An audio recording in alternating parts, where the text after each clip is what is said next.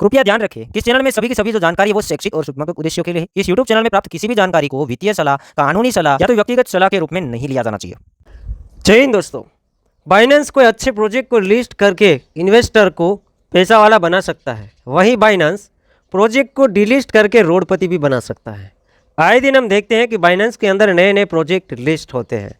जैसे project list होते हैं, इन्वेस्टर ये सोचता है कि बाइनेंस वर्ल्ड का बड़ा एक्सचेंज है, बाइनेंस ने कुछ सोच समझ के यहाँ पे प्रोजेक्ट को लिस्ट किया होगा। ऐसे सोच समझकर इन्वेस्टर पैसा लगा देता है और बाद में पता चलता है कि जो हमने कॉइन लिया है वो तो बाइनेंस डीलिस्ट करने जा रहा है। और जैसे बाइनेंस की तरफ से कोई भी प्रोजेक्ट डीलिस्टिंग की न्यूज़ आती है, इमीडिएटली वो प्रोजेक्ट 50, 60, 70% तक डाउन जा सकता है। और ऐसे ही हर दिन चलता रहा तो इन्वेस्टर के साथ भारी भरकम नुकसान है वो भी चलता रहेगा। तो दोस्तों समझ आएगा, सोच समझ के इन्वेस्ट कीजिएगा, क्योंकि कोई ऐसा प्रोजेक्ट ओनली फॉर बाइनेंस के ऊपर डिपेंड रह के आप लोगों ने खरीद लिया है तो वो गलत है। आप लोगों को उसके बारे में जांच करना पड़ेगा, मार्केट कैप देखना पड़ेगा, उसके पीछे कौन है वो देखना पड़ेगा, और वो कंपनी कितना पैसा कमा रही है वो भी देखना पड़ेगा, प्रोजेक्ट के अंदर कितना इंप्रूवमेंट है, कितना हाइप है वो भी देखना पड़ेगा। क्योंकि बाइनेंस हाइप में प्रोजेक्ट लिस्ट कर लेता है, वही प्रोजेक्ट अगर उसका हाइप खत्म हो जाता है, लंबे समय के लिए बहुत डेट सा चलता है, तो वो डिलीट कर देता है। भुगतना किसको पड़ता है? इन्वेस्टर को। तो वैसे ही दोस्तों अगेन बाइनेंस एक साथ 14 जितने कॉइन्स को डिलीट करने जा रहा है। कॉइन के बारे में मैं बता दूं तो बर्गर, बल, बेटा, क्रीम, CTXC, CLF, फिरो, हार्ड, नूल्स, प्रोस, SNT, ट्रोय, UFT एंड विट जैसे प्रोजेक्ट बाइनेंस 16 अप्रैल 2025 को डिलीट करने जा रहा है। अब रीज़न उसने सेम ही बताया है कि पहले तो कम्युनिटी का अभी वोटिंग वाला एक ऑप्शन आ गया कि कम्युनिटी ने डिलीट करने के लिए वोटिंग किया हो, तो पहला रीज़न वोटिंग का होता है। दूसरा reason commitment of team to project. अब टीम के अंदर कोई प्रॉब्लम वगैरह दिखता है। Level and quality of development activity. अब क्वालिटी क्या है, डेवलपमेंट का एक्टिविटी क्या है, वो चीज़ें देखते अगर उसमें कुछ प्रॉब्लम दिखे तो भी ये लोग डिलीट का प्लानिंग कर सकते हैं। ट्रेडिंग वॉल्यूम अगर कम हो जाए, लिक्विडिटी कम दिखे, मैंने कहा ना कि प्रोजेक्ट हाइप में चलता है तब ये लोग लिस्ट कर लेते हैं, प्रोजेक्ट डेड हो जाता है, वॉल्यूम आता ही नहीं है तो फिर डिलीट कर देते हैं। नुकसान के सामने नहीं देखते हैं कि नुकसान हो रहा है रिटेल इन्वेस्टर का, हमारे जैसे इन्वेस्टर का, सोचे समझे बिना डिलीट किया जाता है। अब स्टेबिलिटी की भी बात की है कि प्रोजेक्ट या नेटवर्क के अंदर कोई अटैक वगैरह लगा है, हैकिंग वगैरह हुआ है तो भी वो लोग डिलीट कर सकते हैं।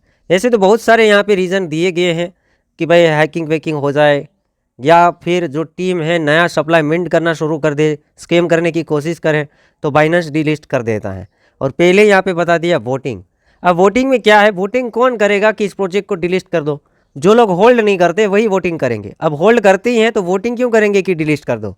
तो उसमें तो मेरे को समझ में नहीं आता है, बट नुकसान रिटेल इन्वेस्टर का हो जाता है। तो दोस्तों ये प्रोजेक्ट मैं बाइनेंस के अंदर दिखाता हूँ।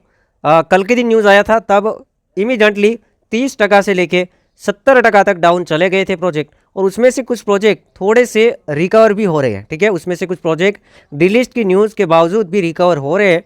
तो वहाँ से आप क्या कर सकते हैं, या तो उस टोकन को सेल करके कोई अच्छे प्रोजेक्ट के अंदर ट्रांसफर हो सकते हैं, ऐसे भी मार्केट डाउन है। ठीक है, इमीडिएटली अगर कोई प्रोजेक्ट डिलीट का न्यूज़ आया और आज थोड़ा रिकवर हो गया है, ज़्यादा रिकवर हो गया है, तो कोई और प्रोजेक्ट में जा सकते हैं। और डिलीटिंग के बावजूद भी आपको पता है कि वो प्रोजेक्ट स्ट्रॉन्ग है तो उसमें रह सकते हैं, बट बाइनेंस से आपको वो टोकन को कोई और एक्सचेंज के अंदर जहाँ लिस्ट रहने वाला है वहाँ पे विड्रॉ कर सकते हैं, या फिर कोई और एक्सचेंज के अंदर विड्रॉ कर सकते हैं। बाकी ट्रेडिंग पेयर की मैं बात करूँगा 16 तारीख को डिलीट हो जाएंगे। अभी बाइनेंस एक्सचेंज है, देखेगा यहाँ पर एक चीज़ देख लेना, जो प्रोजेक्ट डिलीट होने वाले हैं यहाँ पे ऊपर ही लिखा हुआ है कि ये डिलीट होने वाले हैं। न्यूज़ आने के बाद डाउन गए थे, उनमें से फिरो के ऊपर हम क्लिक करेंगे और इसका चार्ट देखने की कोशिश करेंगे। तो जहाँ पे न्यूज़ आई थी कंप्लीटली डाउनफॉल देखने को मिला, जहाँ न्यूज़ आई थी कंप्लीटली डाउनफॉल देखने को मिला 50% के आसपास, जो प्राइस चल रही थी $0.8, वहाँ से आज के दिन रिकवरी देखने को मिली। तो प्लानिंग के साथ यहाँ से निकल के कोई और प्रोजेक्ट के अंदर घुस सकते हैं, और आपको लगता है कि फिरो स्ट्रॉन्ग है तो रह सकते हैं। बट कोई प्रोजेक्ट को अभी तक मैंने देखा है बाइनेंस डिलीट कर देता है, बाद में वो धीरे धीरे क्रैश होता रहता है।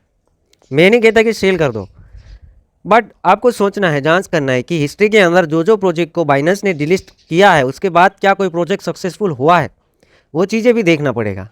आगे हम बात करेंगे तो वेट, इसके ऊपर क्लिक करेंगे वेट, तो इसके अंदर भी देखिएगा ये चार्ट है, जहाँ पे डिलिस्टिंग का न्यूज़ आया था वहाँ तक ये ऑलमोस्ट रिकवर हो गया है। जहाँ पे डिलिस्टिंग का न्यूज़ आया था वहाँ तक रिकवर हो गया है, उसके बाद और देखेंगे, नोल्स के बारे में चेकआउट करेंगे कि ये प्रोजेक्ट भी डिलीट होने वाला है, ये रिकवर नहीं हो पाया है। ठीक है, तो देखते रहिए। इसके अंदर आपने लिया हुआ है, अगर रिकवरी दिख जाता है अभी शुरू में, देखिए ये भी रिकवर नहीं हुआ है, बेटा नेम का प्रोजेक्ट है, कितना डाउन गया, इन्वेस्टर ने कितना DCA किया होगा।